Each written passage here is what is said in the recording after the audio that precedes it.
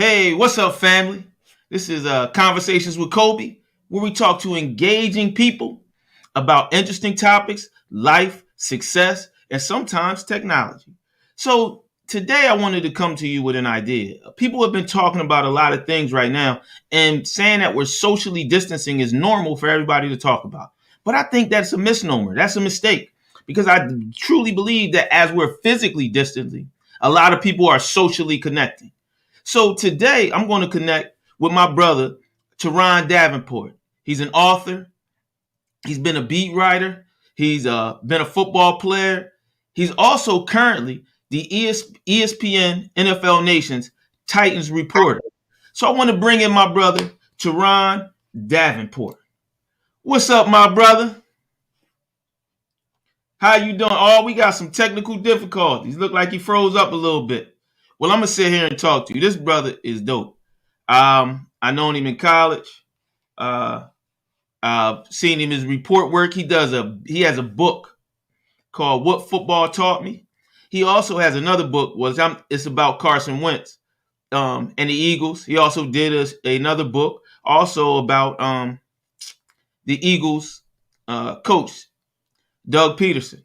And I'm really going to try to read this book about the Eagles because I'm a Cowboys fan. And it's miserable to see the Eagles have that touchdown.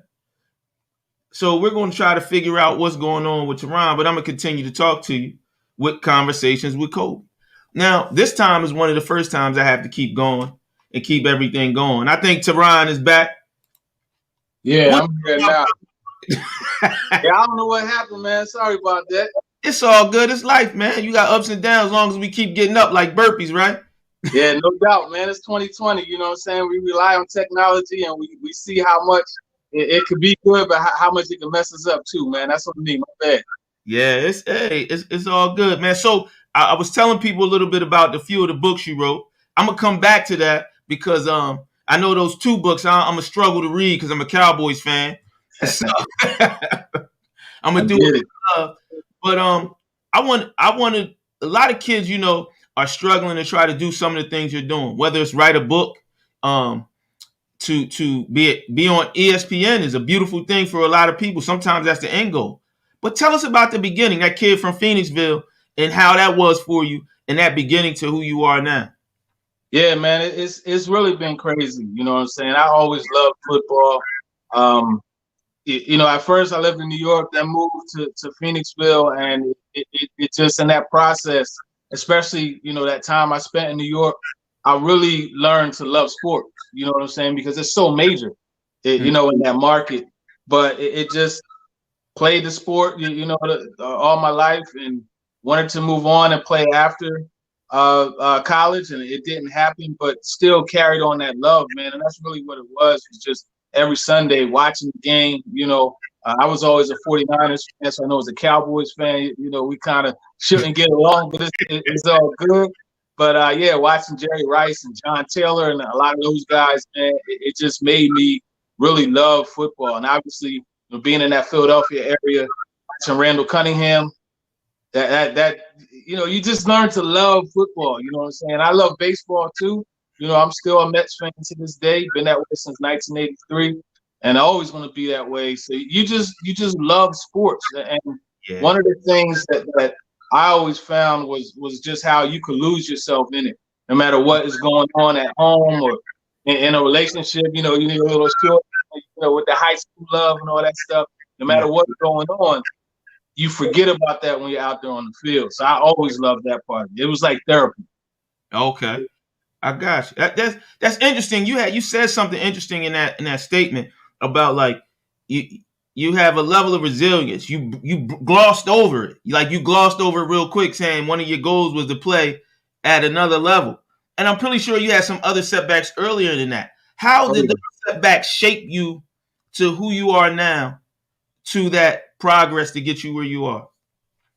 Yeah, some of the setbacks, some of the things that you go through, you learn to appreciate particular things, and even where I am now, if you ask anybody in Nashville, they'll tell you, man, that guy Turron, like TD, that's what they call me out here. They say he never has a bad day.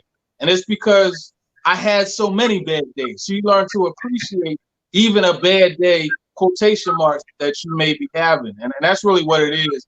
It's just developing that level of appreciation, and even just being able to learn from mistakes, right? They say you make the same mistake twice, then you're really messing up, so you want to move on after a mistake, learn from it, and not have it happen again, and just use it to spring you towards a bigger goal, a bigger picture accomplishment. Yo, that's dope, man. And I know, I know a lot of people don't know, and they probably won't know, but we sat and had a lot of personal conversations, at Cheney. And yes, he went to a HBCU, a proud member, Sure. the first No doubt. HBCU. So also, how did your education and your life at a HBCU prepare you also for where you are and who you are today?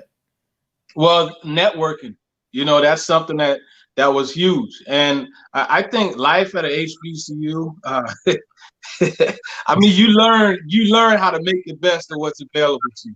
And you know exactly what I'm saying. Yes. From having to use the same gloves from training camp all the way through the end of the season, right? And having those same cleats the whole time too. And just you learn from making the best of it, right? We didn't have a lot of money available to us and all those type of things. We're not going to booster banquets and having them pat us on the back and say nice job and slip us $500.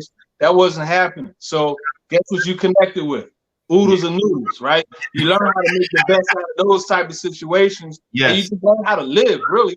And it just was a continuation from the, growing up. Not all of us grew up in the best situation. So it just kind of got to the next point, because when you're at college, you don't have dad or big bro or mommy to be like, okay, well, you know what? Here's $5. Go get yourself whatever. You know what I'm saying? Like you have to just figure it out. And I think that's really what I learned from being at an HBCU, just to be able to figure whatever situation I'm in out and make it work. Yeah, that's beautiful, man, because I'll sit back and laugh as you talk about it, and we came together as a family. Yeah. We relied on each other, a lot of times, because we were 3 miles in the woods in any direction, and the closest Wawa was about 7-8 miles away. And people don't understand how that brings a community together. Mm-hmm. You know what I mean? And makes us feel special. But this isn't about me and my ramblings. I brought you on here because you are interesting and engaging, and I watch you. We watch you talking with TD. What is it? Whiteboard Wednesdays. Yeah. It's interesting because, for me, the other thing is people don't understand. I sat with you and we talked about sports, life, and all these other things, to see you evolve into the man that you become, and to watch Whiteboard Wednesdays, to listen with talking to TD, to see you in the suit, looking cleaned in a mug, right? That's a beautiful thing, man. I mean, it is. I can't. You can't deny it, and you got to give people theirs while they can smell them. But what I wanted to ask you about was your book. What did football teach me? What made you write that book? Well, that was a collection of stories that we got together and did. My man Emory Hunt, Chris James, Gene Clemens, and Brandon Howard.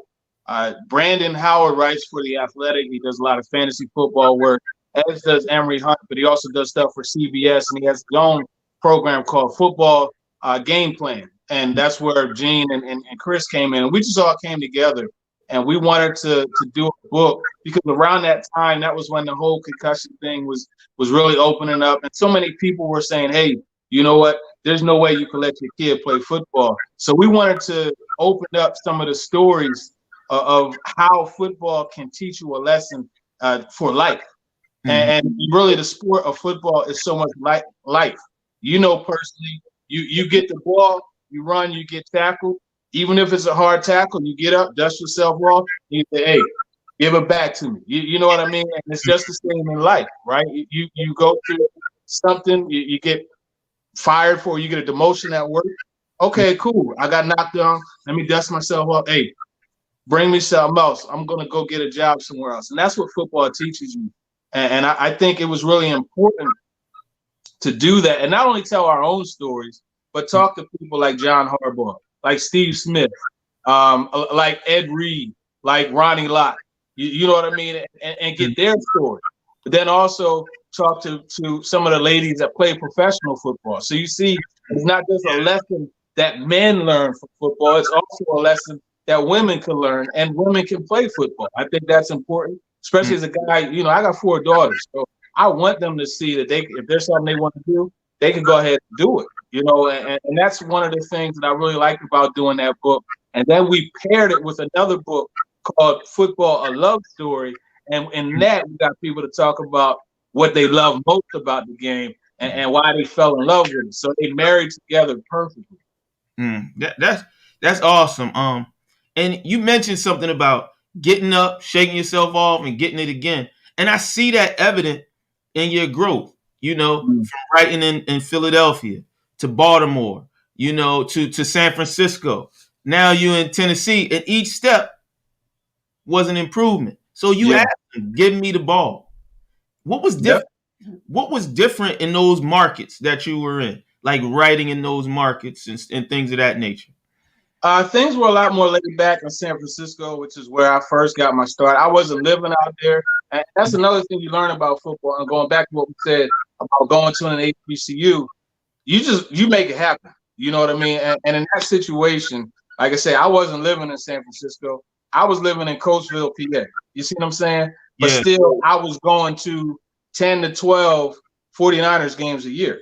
How did I do that? I worked with a clothing company. They were outfitting US Air. So when I went to show them the selections and help them pick out what they needed to do, hey, what's up with some buddy passes?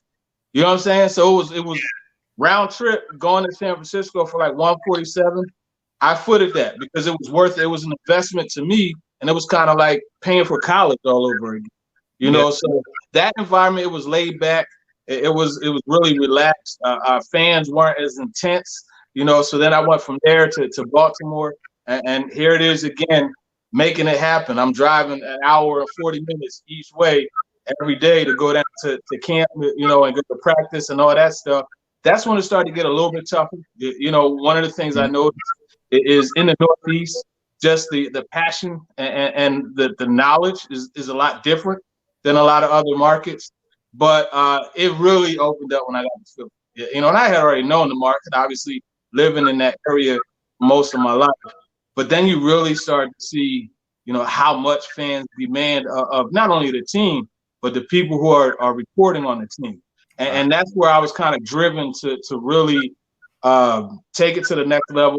I was at a point where USA Today, they came to start their Eagles Wire site, you know, and that was something that it was brand new, right? So I'm going down there, I'm competing with the Philly Inquirer, the Daily News, all of that. And here ESPN, and here I am down there holding my own, you know what I mean? To where it really felt like I was one of the best reporters covering that team.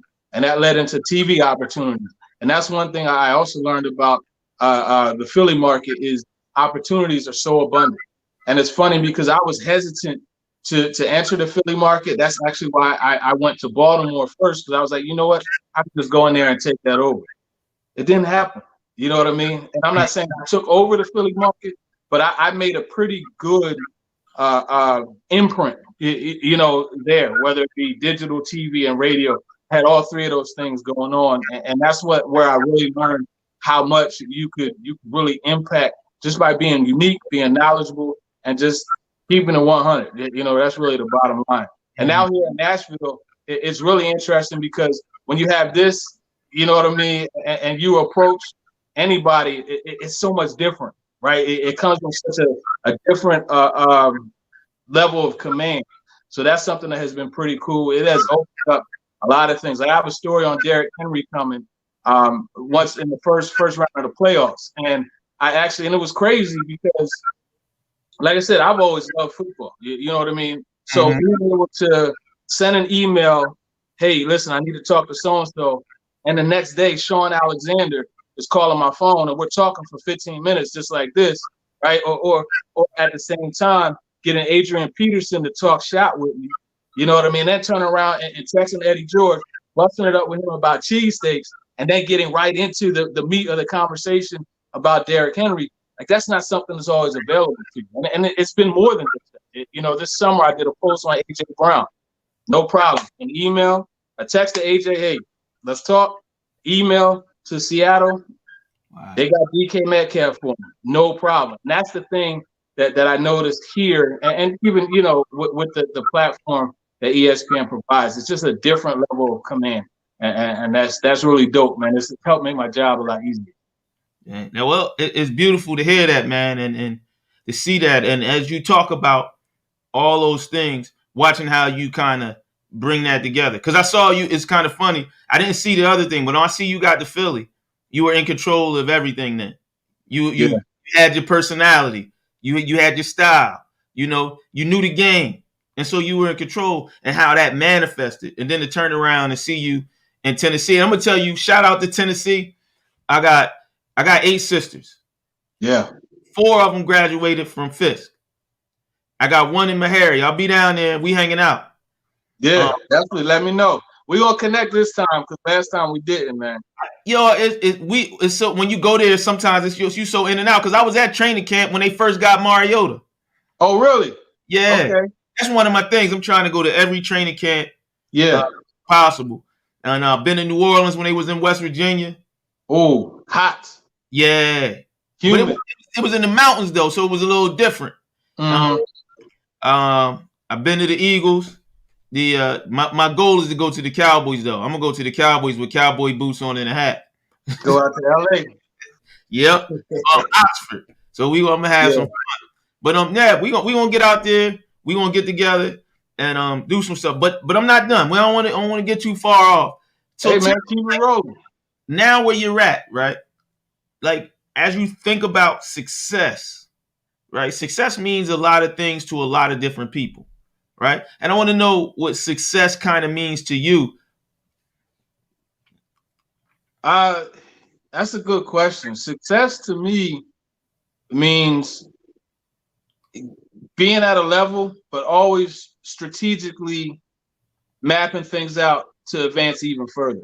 It's like that old Monster.com commercial where they tell you never settle. You know what I'm saying? And even though I'm doing what I literally dreamed about doing, I want more.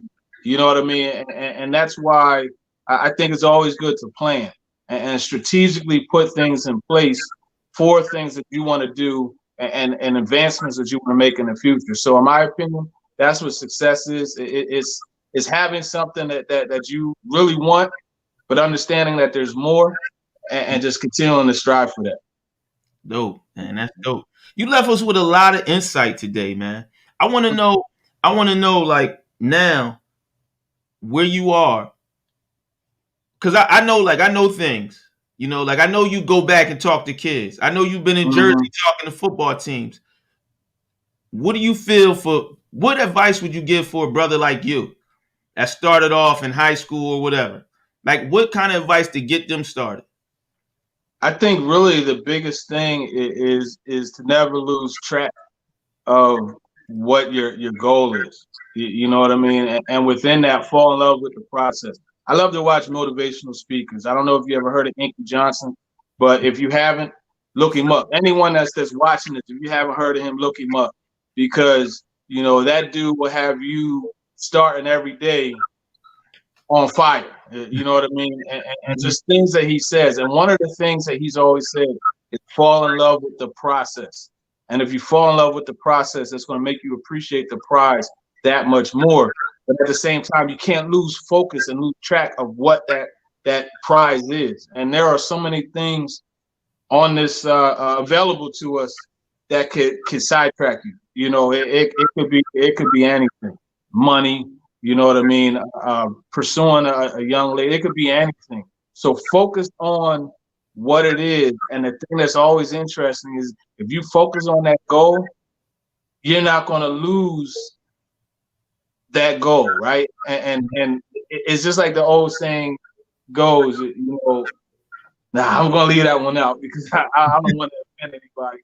The whole thing is like you're not going to you may lose short-sighted money or lose short-sighted relationship or short-sighted things in life, going after your goal, forget what happens when you get that goal. All that stuff comes right back into place. I'll put it that way. Yeah, that's insightful.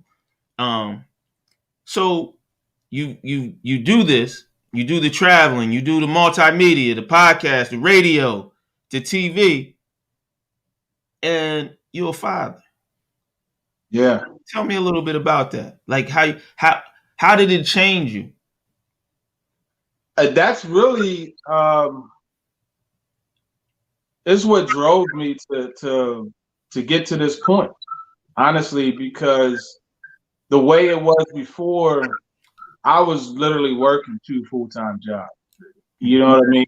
So once I got home, I'm still working mentally and devoting time to that, when it should be when you close that door, you're devoting time to family and being a father. Now, I wasn't a bad father. I'm not going to, say that, but there's more involvement that I wanted. And now I'm in a place where I could have that involvement because the way everything is set up. So that's really been the main thing. Just wanting to make sure that I could always be there for pretty much anything that they should have, and being able to be involved even more than I was. Mm-hmm. Yeah, that's dope. Because it's interesting. We always hear the misnomer, the bad stories, or the stories about the absentee father. But like, I know so many amazing fathers that look like me. Like, I really do. Yeah. Like, I can list and I have role models, and I have so many. And so, hats off to you. And the thing I love is that you're not a unicorn, though. Like, people want to figure out, like, where you, nah, brother, it's a bunch of us. And I applaud you. Yep. Continue doing what you're doing. Like, it's just crazy. Like, you've talked a lot about a lot of things. Some you glossed over. I think you're a little modest sometimes in how everything has developed for you, and where you come from, and what you've been able to overcome, and how those things are for you. But like, there's one thing I want to know. What was it like when you and Kevin Nagandi were on TV together, both from the same high school? Talk to me, brother. Hey, man, that was crazy, but that kind of it goes even beyond just that, because I tell you a story, right? The interview process. I did 2 phone interviews, and then out of the blue, they were like, "Hey, can you fly? We're gonna fly you up to Bristol in 2 days. Can you do that?" Can I? Absolutely. You know what I'm saying?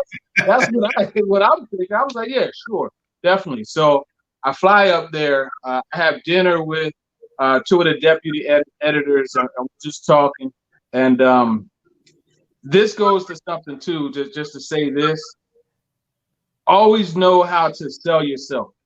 And they asked me a question. They said, we have 3 candidates that we've narrowed it down to. Why should we hire you? And I told them up front, it's buy one, get 2 free. I'll give you radio, TV, and digital. And I'll give you some of the best content that you could ask for. And they really liked that.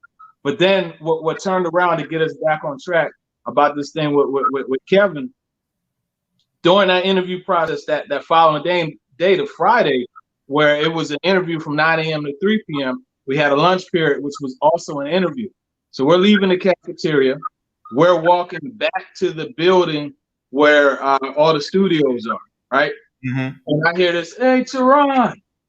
I already set it up. I was like, "Yeah, look, I'm going to need you to, So I hear that, and we all turn, and it's Kevin Nagandi walking towards me with Stay Still, right? And so the people that I'm interviewing with, they're like, "What the?" Because I didn't tell them anything. I wanted it to be a surprise so they didn't forget. And Kev came up, dapped me up, and hugged me, took a picture. And he was like, "Yo, when you get the job, I want you to post this picture," right? And so that's really where it all started from, because he talked into existence. I wasn't as confident as he was, and he get the job. He knew I was going to get it. You know what I mean? I'm like, no, this might, but he knew it. So then to spin it forward to 2 years later, right, and do that spot, on that game, Yeah. and be able. It was crazy, man, and even because they're talking it into your earpiece when they're like, okay, we got 30 seconds when we're coming back from the break. You know, he's like, hey, man, it's just like back in the day. You know, it's who would have thought two of us from Phoenix will be on ESPN talking about the game tonight. You know, and it was a great feeling, and that was one of my proudest moments because it was just like, man, I remember when we used to be in the hall. He had the San Antonio Spurs jacket on. I had my Portland Trailblazers one on. You know what I mean? And we're just talking back and forth about Sean Elliott not being as good as Jerome Kersey. You know what I mean? Yeah. And here we are on actual national TV talking shop. It was so dope, man. Great experience. Oh, that's amazing, man. Like it's crazy because I can relate, maybe not at that level per se, but I've also I was a intern at NFL Films. Okay. You know, and I got to sit in the room with now I feel bad. The defensive end for the Miami Dolphins when they were 16-0. Oh, you going way back. Yeah. What's his name?